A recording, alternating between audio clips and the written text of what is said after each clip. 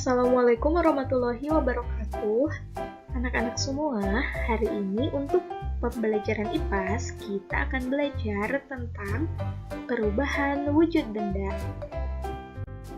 Nah, anak-anak, kita sudah mempelajari jenis-jenis wujud benda, yaitu ada benda padat, ada benda cair, dan juga ada benda gas. Nah, ketiga benda-benda ini akan mengalami perubahan wujud benda. Perubahan wujud seperti apa? Itulah yang akan kita pelajari.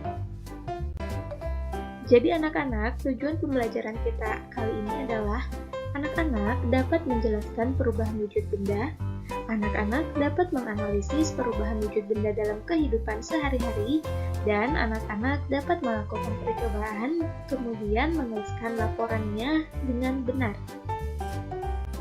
Kita mulai ya, perubahan wujud benda. Benda dapat berubah wujud dari satu bentuk ke bentuk yang lain. Terjadinya perubahan wujud benda disebabkan oleh adanya aksi terhadap benda tersebut. Misalnya dipanaskan. Dipanaskan itu adalah aksi. Kemudian perubahan wujud benda ini dipengaruhi oleh kalor atau panas. Untuk lebih jelasnya, yuk kita simak apa saja jenis-jenis perubahan wujud benda. Oke, yang pertama mencair dan membeku terjadi pada benda cair dan benda padat.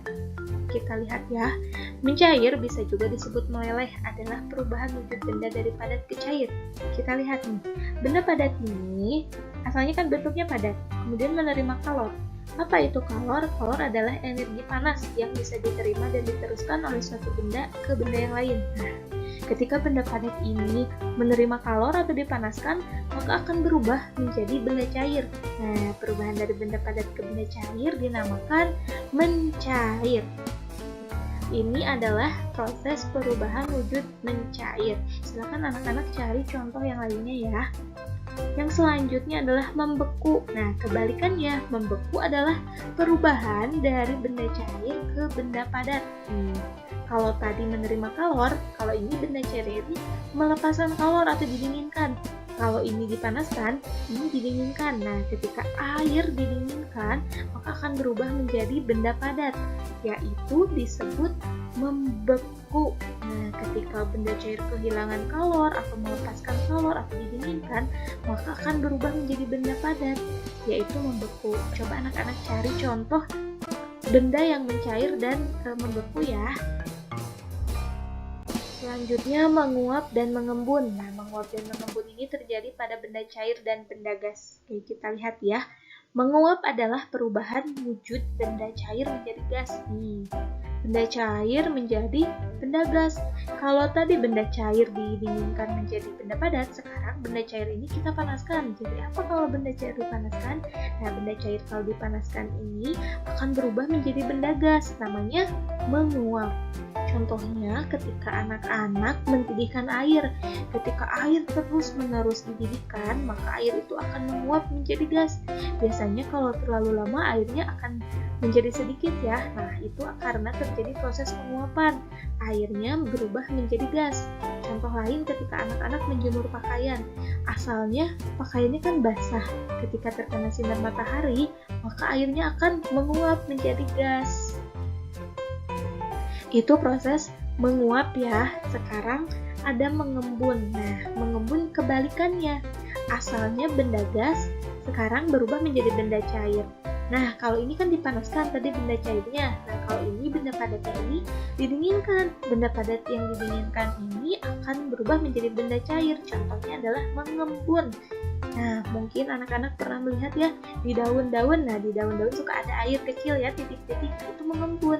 Asalnya gas itu berubah menjadi embun-embun. Nah, coba anak-anak cari contoh lain proses mengembun dari benda gas menjadi benda cair. Atau proses yang menguap, silahkan cari contohnya ya. Selanjutnya adalah menyublim dan terdeposisi atau mengkristal. Ini terjadi pada benda padat dan benda gas.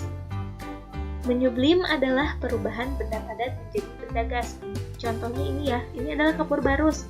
Nah, benda padat kemudian menerima kalor atau dipanaskan, maka berubah menjadi benda gas. Ini namanya sublimasi.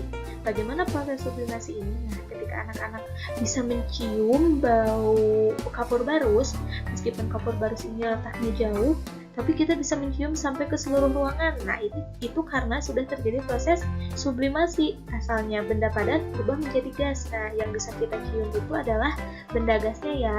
Itu karena ada proses sublimasi. Kemudian mengkristal. Sebaliknya ya, kalau mengkristal ini dari benda gas berubah menjadi padat. Nah, kalau ini didinginkan, benda gas ini didinginkan, maka akan melakukan perubahan namanya deposisi atau mengkristal. Dia akan berubah menjadi benda padat.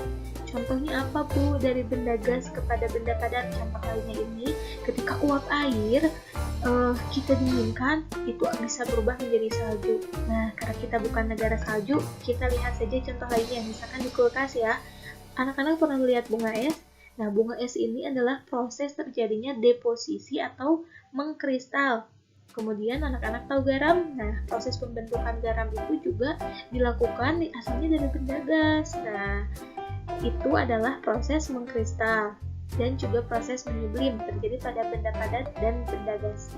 Anak-anak bisa menyebutkan contoh lain? Nah, itulah anak-anak proses perubahan wujud benda. Ingat ya, agar materi itu dapat mencair, menguap, atau melakukan sublimasi, maka perlu dipanaskan atau menyerap kalor. Sebaliknya, agar suatu benda dapat membeku, mengembun, atau mengkristal atau deposisi, maka materi perlu didinginkan atau melepas kalor. Ini adalah contohnya ya, silakan anak-anak amati gambar-gambar ini. Ini adalah proses perubahan wujud benda. Mari mencoba dan refleksi. Nah, anak-anak ini yang harus anak kerjakan ya. Yang pertama, kita akan melakukan percobaan perubahan wujud benda. Nanti akan dibagikan LKPD Paman Gofar. Silakan anak-anak kerjakan ya. Ikuti langkahnya, yang tidak dimengerti tanyakan pada guru. Yang kedua, lengkapi peta konsep ini. Nah, yang ini dilengkapi. Ini ada di buku IPA halaman 61. Nah, anak-anak juga jangan lupa bukunya juga dibaca ya. Buku yang sudah dibagikan oleh Bapak dan Ibu guru dibuka, dibaca, dan dimanfaatkan ya. Terima kasih, selamat mengerjakan. Wassalamualaikum warahmatullahi wabarakatuh.